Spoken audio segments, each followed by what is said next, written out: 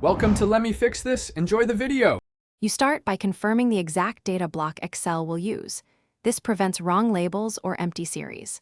Once done, use Ctrl+Shift+N to find the edges, then manually adjust the range to include headers and all numeric cells so the chart reads correctly. Make sure the first row contains meaningful headers because Excel pulls those for legends and axis labels. After selection, insert a basic chart type to see how Excel mapped series. This gives you a live view for the next corrections. You now correct how Excel assigns series and categories. Open Select Data and inspect each series. Rename them, reorder, or remove accidental blanks so the legend makes sense. If categories and series look swapped, click Switch Row/Column.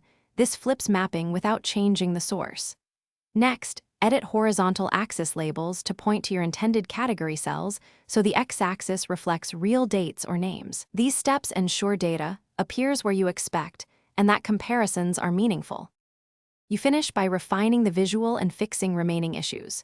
Change the chart type or combo charts for mixed data, then format axis scales and add data labels or a trend line to highlight patterns. Make sure numbers use consistent formats and apply secondary axis for different units.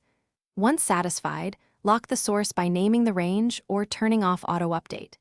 If something still looks wrong, check for hidden rows, filtered data, or incorrect cell types.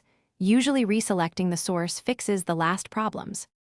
Thanks for watching. If you found this helpful, don't forget to like and subscribe.